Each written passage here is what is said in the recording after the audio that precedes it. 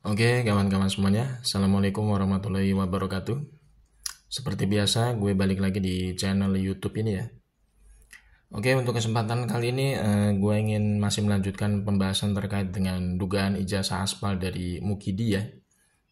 Ini yang menurut gue memang permasalahan dari kasus ijazah aspalnya Mukidi ini memang sangat ironis gitu ya, menyedihkan gitu ya. Karena tidak ada yang namanya ketegasan dari penguasa pada hari ini untuk menyelesaikan kasus ini secara tuntas.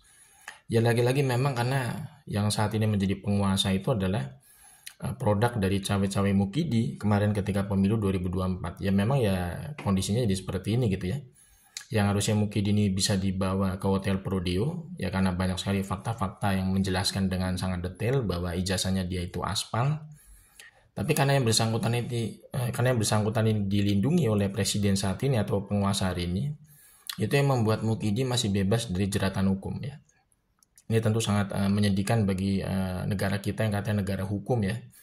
Tapi hukum itu tidak bisa ditegakkan sebagaimana mestinya untuk mengadili warga negara. Dan kalau kita lihat dari segi behavior ya, dari segi pola perilaku yang semakin jelas nyata gitu ya. Kalau kita lihat ya bahwa Mukidi itu memang ijazahnya aspal.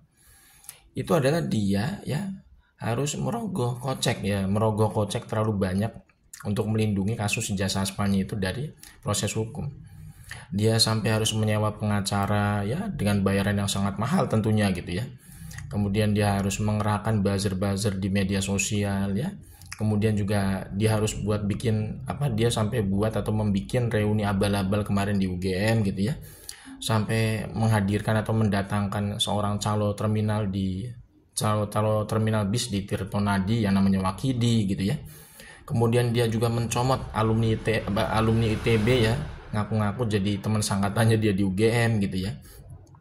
Ada juga yang namanya Bambang Saptono, itu katanya disinyalir adalah alumni dari Universitas 11 Maret atau UNS. Tapi dia ngaku-ngaku sebagai teman sangkatannya Mukidi di UGM. Ini kan sangat ironis kalau kita lihat ya. Jadi Mukidi ini sudah menghabiskan banyak biaya atau mengeluarkan banyak biaya untuk melindungi kasus ijazah aspalnya dari proses hukum. Padahal sebenarnya kalau misalkan Mukidi itu benar-benar punya ijazah asli, itu kan sebenarnya pembuktiannya simpel, mudah gitu ya. Jadi dia itu tinggal nunjukin ijazah aslinya secara fisik di hadapan publik. Kemudian dia juga bersedia untuk diuji forensik ijazahnya itu oleh lembaga independen ya. Kan lembaga independen kan selain kepolisian banyak.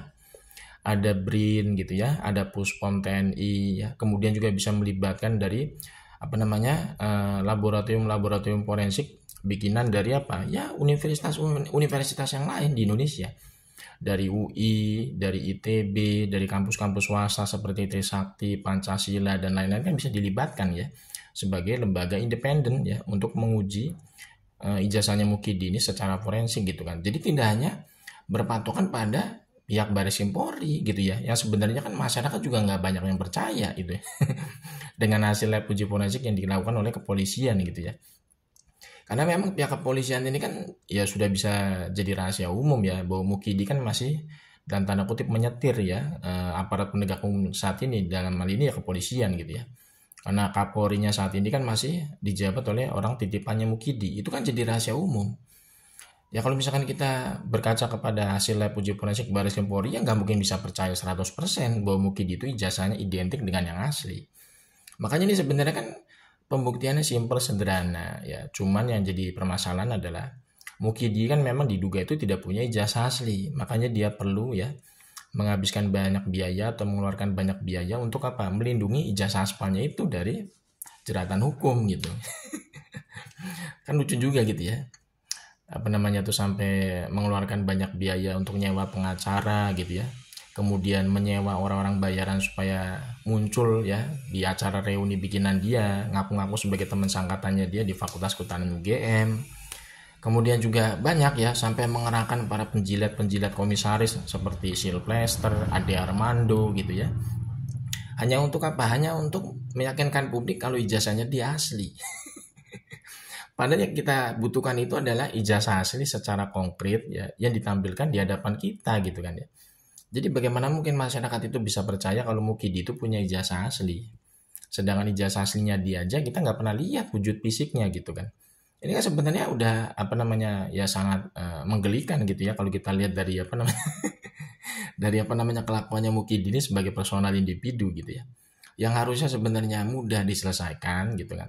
Tapi dibikin rumit karena yang bersangkutan itu memang diduga tidak punya ijazah asli secara fisik gitu kan.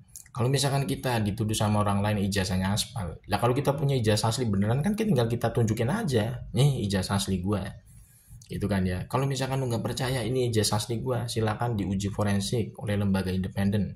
Usia kertasnya diuji, uji usia tinta, uji format penulisan, uji spesimen tanda tangan, uji validitas cap stempel, uji keaslian foto ijazah, silakan diuji gitu ya. Kalau kita beneran punya ijazah asli kan mudah, gampang gitu ya. Tapi kalau Mukidi kan dibikin rumit, dibikin muter-muter gitu kan. Ya karena memang patut diduga yang bersangkutan itu nggak ada ijazah aslinya. Jadi yang muncul pun itu adalah ijazah aspal kalau kita perhatikan gitu ya. Jadi memang menurut gue ini udah nggak apa namanya udah nggak sehat gitu kondisi bangsa kita gitu ya. Kalau kita lihat dari proses penegakan hukum saja modelnya seperti ini ya. Jadi ada namanya semacam perlindungan bagi orang-orang bermasalah di Republik ini gitu kan. Justru orang-orang yang menyuarakan kebenaran, orang-orang yang membongkar kebobrokan Mukidi ini malah dijadikan objek untuk tersangka. Ini kan sebenarnya nggak sehat bagi kondisi bangsa kita. Karena ini bisa menjadi presiden buruk nanti ya di mata dunia internasional. Karena misalkan dunia internasional banyak yang melihat kasus ijazah aspalnya Mukidi sebobrok ini, proses penegakan hukumnya, ya tentu akan menjadi apa namanya dalam tanda kutip ya, istilahnya menjadi bumerang bagi bangsa kita. Dalam hal apa? Dalam hal kepastian hukum. Jadi jadi para investor dari luar negeri itu juga berpikir ulang untuk menanamkan investasi mereka ke negara kita. Karena negara kita ini nggak ada yang namanya kepastian hukum. Jadi orang yang bermasalah bisa jadi benar ya, orang yang benar malah dijadikan tersangka. Itu masalah bagi bangsa kita di mata dunia internasional.